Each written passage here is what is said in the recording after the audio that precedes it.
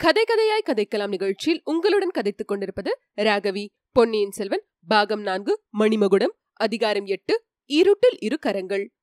கடம்பூர் அரண்மனையில் ரகசிய வழிகளின் வாசல்கள் எவ்வளவு சாமர்த்தியமாக அமைக்கப்பட்டிருக்கின்றன என்பதை எண்ணி வந்தியத்தேவன் வியந்தான்.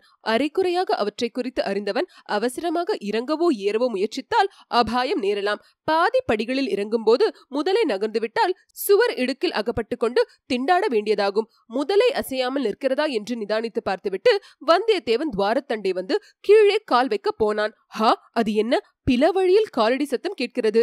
வருகிறது யார்? ஒருவேளை ஆழ்வார்க்கடியானா இருக்குமோ? தன்னை தேடி வருகிறானோ? அவன் இங்கு வந்து சேராமல் தடுத்து விடுவதே நல்லது.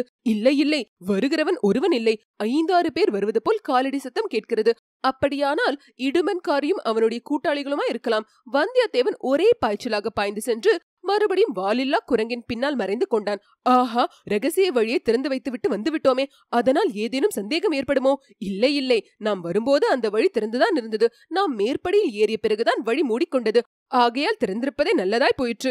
அதோ துவாரத்தின் வழியாக தலை ஒன்று தெரிகிறது. இடும்பன்காரின் தலைதான். இதோ மேற்படியில் ஒரு காலை வைத்து நின்று சுற்றும் முற்றும் அவன் பார்க்கிறான். ஒரு கால் மட்டும் கீழே இருக்கிறது. துவாரம் தானாக மூடிக்கொள்ளாமல் இருக்கும் பொருட்டு அப்படி அவன் ஒரு காலை கீழ்ப்படியில் வைத்துக் கொண்டிருக்கிறான் போலும். அடடே, இந்த பக்கத்தில் என்ன வெளிச்சம்! சுவரில் யானை முகம் இருந்த இடத்தை விட்டு பேர்கிறதே. அந்த புற வழி புலப்படுகிறதே. அந்த வாசல் வழியாக வருகிறது யார்? அதோ மணிமேகலை அல்லவா தானே கையில் விளக்கு ஏந்தி கொண்டு வருகிறாள். இடும்பன்காரி ஒரே பாய்ச்சலில் மேலேறி வருகிறான். அவன் வந்த வழி மூடிக்கொள்கிறது. இடும்பன்காரி தன் தலைப்பாகை துணியை எடுத்துக்கொண்டு அருகில் உள்ள புலியின் மேலுள்ள தூசியை அவசரமாக தட்டத் தொடங்குகிறான். இந்த நாடகத்தின் முடிவுதான் என்ன? மணிமேகலை கைவிளக்கை தூக்கி பிடித்து 4 புறமும் பார்த்தாள். இடுமன்காரின் மீது அவள் பார்வை விழுந்ததும் அவனை அதிசயத்துடன் நோக்கினாள். இடுமன்காரி தூசி தட்டுவதை நிறுத்திவிட்டு பதிலுக்கு மணிமேகலை வியப்புடன் பார்த்தான். தாயே, இது என்ன? இந்த வேளையில் இங்கு எதற்காக வந்தது என்றான். இடும்பா, நீதானா? என்ன செய்து கொண்டிருக்கிறாய் என்று மணிமேகலை வினவினாள். அம்மா, நாளை வருகிற விருந்தாளிகளை இந்த கோட்டை மண்டபத்துக்கு அழைத்து வந்து காட்ட வேண்டியிருக்கும் அல்லவா? அதற்காக சுத்தம் செய்து கொண்டிருக்கிறேன். சின்ன எஜமான் காஞ்சிக்கு போகும்போது அவ்விதம் கட்டளையிட்டு சென்றிருக்கிறார். ஆமிடும்பா, இந்த அரண்மனையிலேயே சின்ன எஜமானுக்கு உன்னிடமும் என்னிடமும் தான் நம்பிக்கை.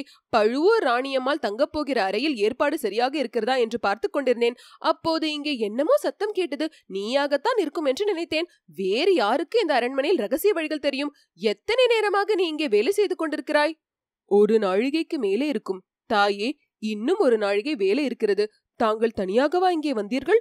அந்த வாயாடி பெண் சந்திரமதி எங்கே?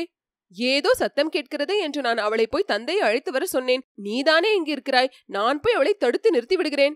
இவ்விதம் சொல்லிக்கொண்டே மணிமேகலை விளக்கை தூக்கி பிடித்து இடுமன்காரின் முகமாறுதலை கவனித்தாள். அடுத்தாற்போல் வாலில்லா குரங்கை நோக்கினாள். முன்னொரு தடவை அசைந்தது போல் அது அசைந்ததையும் பார்த்து கொண்டாள்.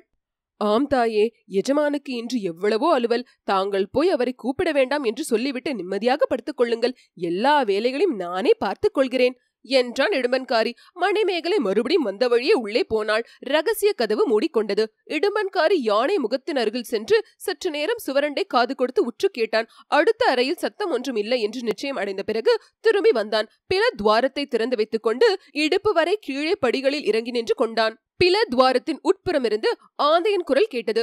பதிலுக்கு இடும்பன்காரி ஆந்தை குரல் ஒன்று கொடுத்தான். பில வழியில் ஆட்கள் நடந்து வரும் சத்தம் கேட்டது. பின்னர் காரியங்கள் வெகு துரிதமாக நடைபெற்றன. வௌவால் ஒன்று சடசடவென்று சிறகை அடித்துக் கொண்டு பறந்தது. இடும்பன்காரி அதை பார்த்தான். பின்னாலிருந்து அவன் பேரில் வாயில்லா குரங்கு தடால் என்று விழுந்தது. அது திடீரென்று விழுந்த வேகத்தினால் இடும்பன்காரியின் முழங்கால்கள் மடிந்து அவன் தடுமாறினான். அதனால் இன்னும் 2 படிகள் அவன் கீழே இறங்க வேண்டியதாயிற்று. தன் பேரில் விழுந்தது இன்னதென்று முதலில் இடும்பன்காரிக்கு தெரியாமல் அவன் உளறி அடித்துக்கொண்டு கைகளை வீசி உதறினான். பிறகு உயிரற்ற வாலில்லா குரங்கு எப்படியோ தவறி தன் பேரில் விழுந்திருக்கிறது என்று தெரிந்தது. மனத்தை தைரியப்படுத்திக் கொண்டு அதை தூக்கி நிறுத்த பார்த்தான். இதற்குள் உயிருள்ள மனிதனுடைய கரங்கள் போன்ற 2 கரங்கள் மேலே இருந்து துவாரத்துக்குள் வந்து அவனை இன்னும் கீழே தள்ளி அமுக்கின. இடுமன்காரியினால் அதை நம்பவே முடியவில்லை. ஒரு கணம் அவனை பெரும் பீதி பிடித்துக் கொண்டது.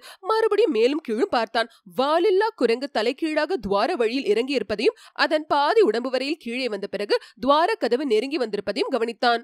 2 மனித கரங்களாக தோன்றியவை தன்னுடைய மன பிராந்தியாகத்தான் இருக்க வேண்டும் என்று நிச்சயம் செய்து கொண்டான். இதற்குள் பிலத்வாரத்தில் வந்தவர்கள் நெருங்கி வந்து விட்டார்கள். முன்னால் வந்த ரவிதாசன், அப்பனே, என்ன இது? எதற்காக இப்படி உளறி அடித்துக் கொண்டு அலறினாய்? அபாயம் ஏதேனும் உண்டா? நாங்கள் திரும்பி போகவா என்று கேட்டான். வேண்டாம் வேண்டாம், அபாயம் ஒன்றுமில்லை. பிளத்வார கதவை திறக்கும் போது இந்த ராட்சத குரங்கு எப்படியோ இடம்பெயர்ந்து என் தலையில் வந்து விழுந்து விட்டது. ஒரு கணம் நானும் பீதி அடைந்து விட்டேன். இப்போது இந்த குரங்கு மேலேயும் போகாமல் கீழேயும் வராமல் வழி அடித்துக் கொண்டிருக்கிறது. கொஞ்சம் பொறுங்கள், இந்த குரங்கை அகற்றி வழியை சரிப்படுத்துகிறேன் என்றான் இடும்பன்காரி. தடுமாறி விழுந்த இடும்பன்காரியை மேலே இருந்து அமுக்கி தள்ளிய கரங்கள் யாருடைய கரங்கள் என்பதை நேயர்கள் ஊகித்திருப்பார்கள். வந்தியத்தேவனுடைய அதிர்ஷ்டம் இச்சந்தர்ப்பத்திலும் அவன் பக்கம் இருந்தது. சரியான சமயத்தில் அவனுக்கு சரியான யுக்தி தோன்றியது. இடும்பன்காரி பிளத்வாரத்தின் படிகளில் நின்றபடி வௌவாலை பார்த்த தருணத்தில் அவன் தலை மீது வாலில்லா குரங்கை தள்ளினான். பிறகு அவன் தன்னுடைய முகத்தை பார்க்க முடியாதபடி நின்று கொண்டு கைகளினால் அவனை பிடித்து கீழே அமுக்கினான். அதன் பின்னர் வாலில்லா குரங்கையும் தலைகீழாக துவாரத்தினுள் தள்ளினான். கடைசியாக முதலையும் நகர்த்தி விட்டான்.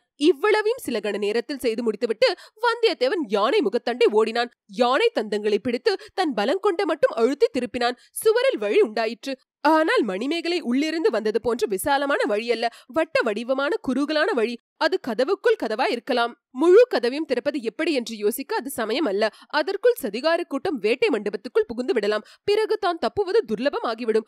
ஆகவே திறந்த வழி குறுகலான வழியாக இருந்தாலும் அதற்குள் புகுந்து விட வேண்டியதுதான். தீர்மானித்தபடியே காரியத்தில் நிறைவேற்ற துணிந்து அந்த வட்ட வடிவமான துவாரத்தில் வந்தியத்தேவன் புகுந்தான். அவனுடைய தலையும் கைகளும் பாதி உடம்பும் உள்ளே வந்து விட்டன. மிச்சம் பாதி உடம்பு உள்ளே புகுவது பிரயாசையா இருந்தது. கைகளினால் தாவி பிடித்துக் கொள்ள ஒன்றும் அகப்படவில்லை. இச்சமயத்தில் உள்ளே இருந்த தீபம் அணைந்து இருள் சூழ்ந்தது. வந்தியத்தேவன் அபயம் கேட்கும் குரலில், சந்திரமதி, சந்திரமதி, என்னை காப்பாற்று என்றான். கலகலவென்று சிரிக்கும் பெண்ணின் குரல் கேட்டது. சந்திரமதி, நீ இங்கே இருந்து கொண்டுதானா வேடிக்கை பார்க்கிறாய்? இது நன்றாய் இருக்கிறதா? அதற்கு பதிலாக மறுபடியும் சிரிப்பு தொடர்ந்தது. நீ இப்படி அந்தப்புறத்தில் திருட்டுத்தனமாக நுழைவது மட்டும் நன்றாயிருக்கிறதா என்று ஒரு பெண்ணின் குரல் கேட்டது. அது மணிமேகலையின் குரல் என்று வந்தியத்தேவன் தெரிந்து கொண்டான். ஆயினும் வேண்டுமென்றே, சந்திரமதி, நீ வர சொன்னதில்லானே வந்தேன். பின்னால் ஆட்கள் வருகிறார்கள். சீக்கிரம் என்னை எடுத்துவிடு, இல்லாவிட்டால் விபரீதம் வரும் என்றான். சந்திரமதி இவ்வளவு கெட்டிக்காரியா? இருக்கட்டும், உனக்கும் அவளுக்கும் சேர்த்து புத்தி கற்பிக்கிறேன். ஓஹோ, தாங்கள் இளவரசி மணிமேகலையா? அம்மணி, இந்த ஒரு தடவை மட்டும் என்னை மன்னித்து காப்பாற்றி விடுங்கள். இனிமேல் இம்மாதிரி தப்பு காரியம் செய்ய மாட்டேன். உங்களுக்கு கோடி புண்ணியம் உண்டு என்று கெஞ்சினான் வந்தியத்தேவன். இருளில் இரு மெல்லிய கரங்கள் வந்தியத்தேவனுடைய தோள்களை பிடித்து தாங்கி மெல்ல கீழே தரையில் இறக்கிவிட்டன. சுவரில் தோன்றிய துவாரம் மூடிக்கொண்டது. இளவரசி, உங்களுக்கு அனந்த கோடி வந்தனம் என்றான். கொஞ்சம் பொறு, நான் உன்னை என்ன செய்ய போகிறேன் என்று தெரிந்து கொண்டு வந்தனம் செலுத்து. தாங்கள் என்னை என்ன செய்தாலும் சரிதான். கொலைகாரர்களிடமிருந்து என்னை தப்புவித்தீர்களே, அதுவே போதும். அந்த அரக்கர் கைகளினால் சாவதை காட்டிலும் தங்களுடைய மணிகரத்தினால் சாகும்படி நேர்ந்தால் அது என்னுடைய பாக்கியம்தான். அடே அப்பா, பெரிய வீராதி வீரனா இருக்கிறாயே. அப்படி உன்னை தேடி வரும் கொலைகாரர்கள் யார்? கொஞ்சம் பொறு, முதலில் விளக்கு ஏற்றி உன் முகம் எப்படி இருக்கிறது என்று பார்க்கிறேன். அம்மணி, என் முகத்தை மறுபடியும் பார்க்க வேண்டுமா? தாங்கள் கண்ணாடியில் பார்த்து கொண்ட போது பின்னால் நின்று பார்த்த குரங்கு முகம்தான் என் முகம். சந்திரமதி வர்ணித்தாளே என்றான் வந்தியத்தேவன். இருட்டில் சிரிப்பின் ஒலியும் கைவளைகள் குலுங்கும் ஓசையும் கேட்டன.